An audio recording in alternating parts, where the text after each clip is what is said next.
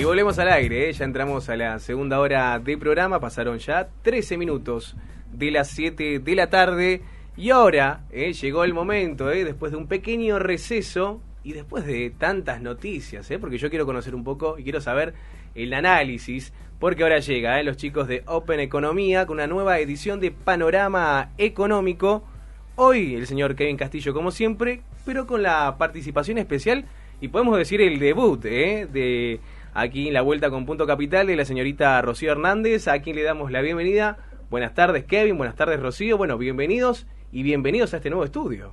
Bueno, muchas gracias nuevamente por invitar, por estar acá, por permitirnos estar y hablar un poquito de economía. Acá también venimos con Rocío. Sí, buenas tardes y ténganme paciencia. Sí, por favor, bueno, bienvenida, bienvenida, acá te vamos a tratar bien. ¿Qué te pareció hermoso. las nuevas instalaciones? Hermoso, la verdad hermoso, un salto de calidad tremendo. La última vez que nos vimos estaba ya todo parcheado, ya no estábamos mudando. No era un estudio siquiera el anterior. Era lindo también, pero este es un salto muy importante de calidad, así que la verdad lo felicito y bueno, esperemos que nos sigan invitando ahora que sean para arriba, ¿no? Pero vos sos parte de todo esto, lo mismo Rocío también, son parte, todo Open Economía es parte de todo Radio de la Plata y obviamente la vuelta con Punto Capital.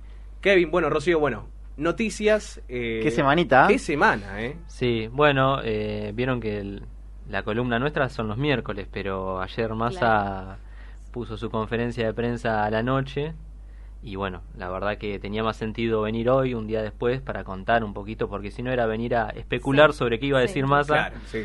Entonces, aparte no se había filtrado nada casi. No, de hecho lo que se especulaba que iba a decir no se dijo, muchos apuntaban a que iba a anunciar algún tipo de devaluación o de desdoblamiento cambiario. Eso justo fue lo que no se dijo, así que bueno, nada, bastante interesante, dejó bastante tela para cortar los anuncios de Massa, un poco centrado en lo que todo el arco político de la Argentina viene pidiendo, que era un plan de estabilización. Incluso dentro del Frente de Todos se venía, digamos, discutiendo la necesidad de un plan de estabilización, algo para rescatar de entrada, bastante voz de mando, reconocimiento del problema central de la economía argentina en este momento, que es la inflación y la escasez de divisas, que bueno, que es como les decimos nosotros, ¿no? Es un poco lo que desde nuestro observatorio también venimos señalando, y no es porque nosotros la tengamos más clara que los demás, sino porque todos los que estudiamos la economía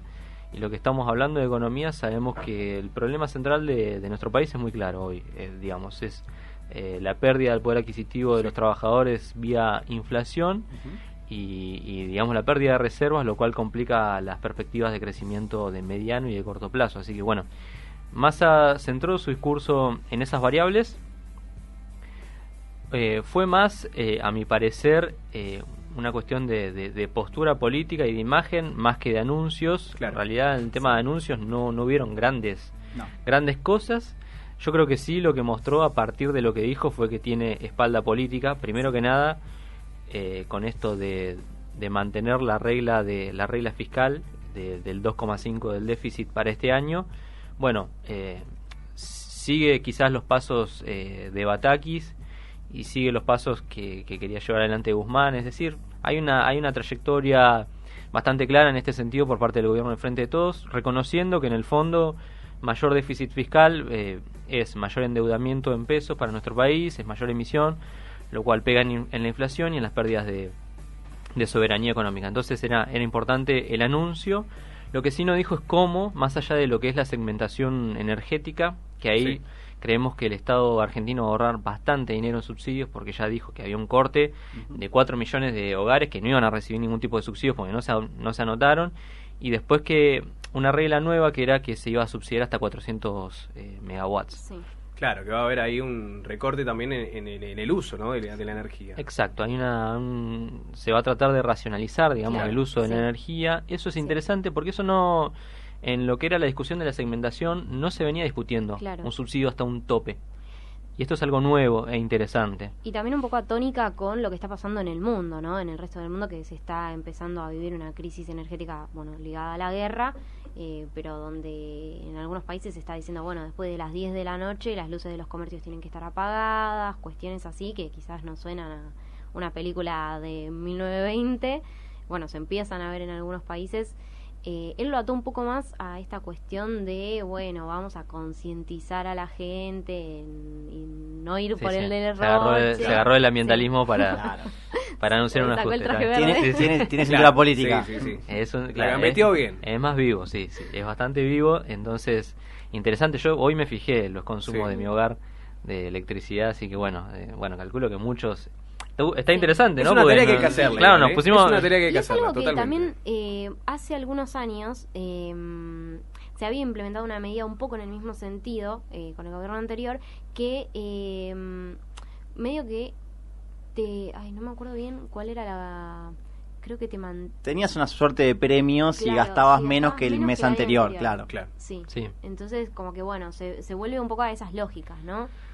Sí, es interesante, para mí es interesante esto. El tema es que, bueno, claramente va a haber que racionalizar el recurso. Después hay algo que habría que se tendría que tener en cuenta, que es que los hogares de clases populares en general tienen electrodomésticos viejos de un consumo energético mayor a los que tienen los electrodomésticos actuales. Entonces, bueno, eso, ojo que habría que ver qué pasa ahí. Sí.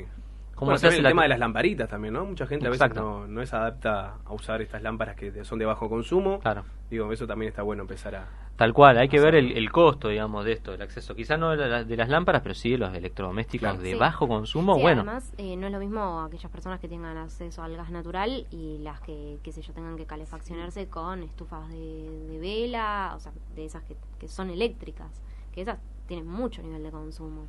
Sí, esa yo tenía en un departamento me destruían. Las ponés un día, ves la factura al día siguiente. Aparte te calientan 2 segundos y ya la apagás y morís. Me muero de frío, no me importa. Sí. Me ha pasado, así que... Kevin y Rocío, nos permiten unos minutitos, vamos a la tanda, así cumplimos con los compromisos y ya regresamos con toda la información. Espacio publicitario. Conocé Zoom, la red de locales de bazar y decoración más extensa de Argentina. Contamos con más de 100 sucursales en todo el país. Encontrá todo lo que necesitas para renovar tu hogar, equipa tu cocina, decora tus ambientes. Vení a Zoom, porque en Zoom vestimos tu hogar. Te esperamos en calle 7, número 777, entre 47 y 48. Pero hay que tener en cuenta que, por ejemplo, en el frente, digamos, financiero o en el anuncio más fuerte que él hizo, que ahí fue donde él mostró espalda política, que dice, bueno, conseguí $5.000 millones de los sectores exportadores que vengan y lo liquiden. Bueno, ahí es ya entrar diciendo, bueno, acá estoy yo. Un anuncio fuerte. Claro, acá estoy yo, la conseguí yo, más los 2.000 millones de financiamiento extra.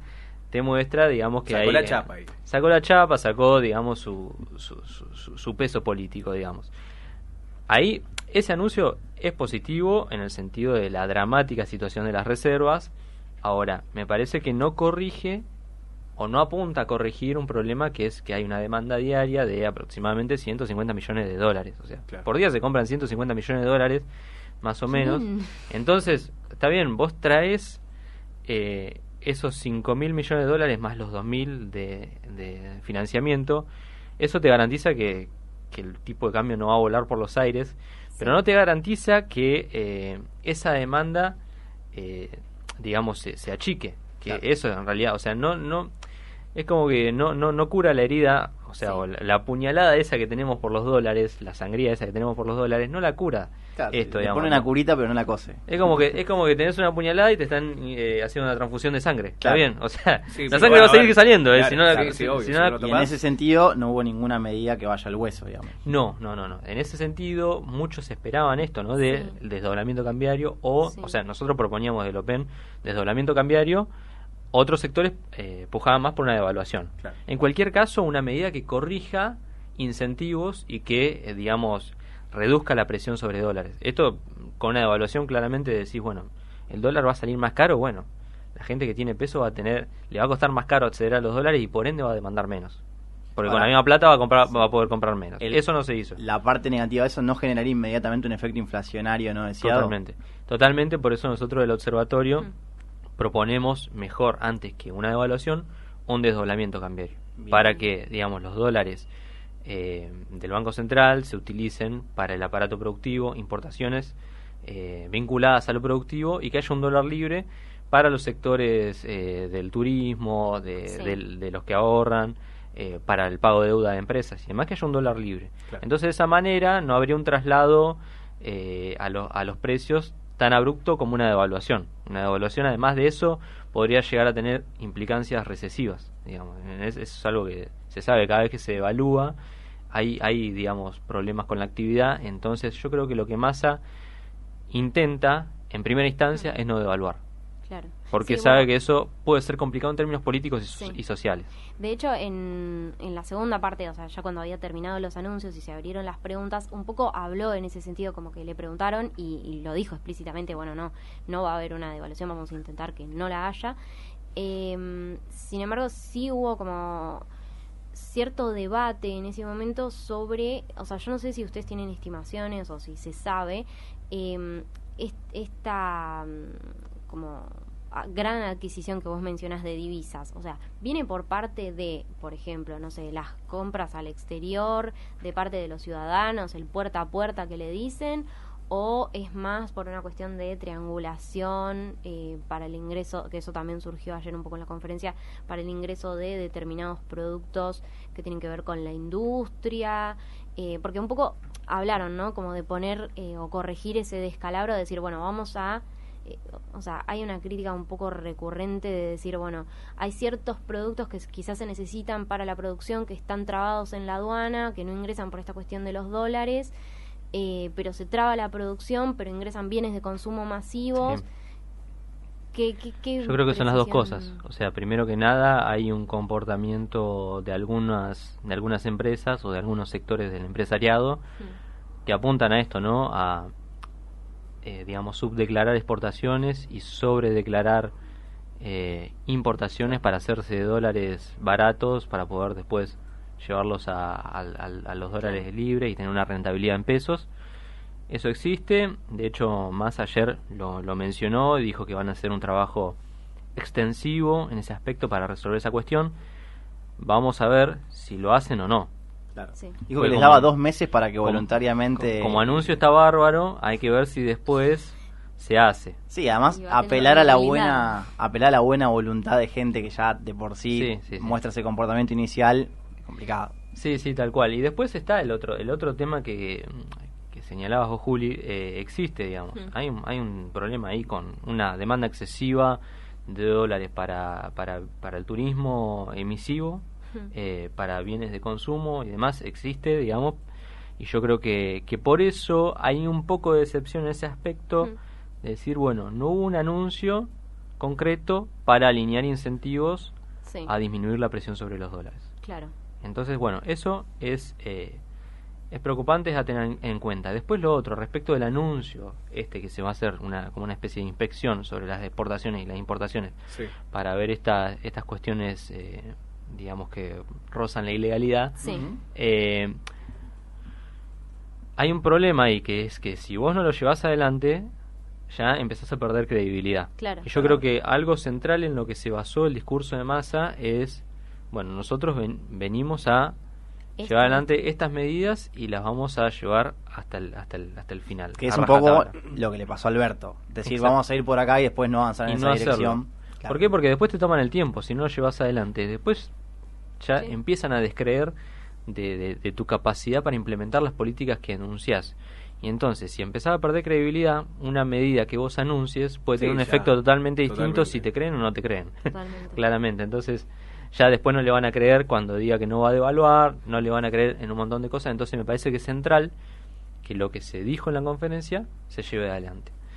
Después hay un tercer eje, una tercera pata, que es lo vinculado al desarrollo social o inclusivo, que era una de las piezas que señala Massa que quería trabajar. Una era el orden fiscal, otro el cambiario y otro el de la balanza de pagos, y otro era el desarrollo con inclusión social. Ahí ya muchos movimientos sociales ya están en pie de alerta, básicamente porque Massa lo que anunció fue una bonificación para jubilados, pero no habló de los sectores sociales más empobrecidos en estos últimos años. Claro, de hecho habló de auditar los planes también. Exactamente, entonces ahí hay una preocupación grande, y además también en lo vinculado al déficit fiscal, cuando menciona, bueno, lo único que menciona a la hora de reducir el déficit fiscal es la cuestión de los subsidios energéticos, pero después no dijo nada.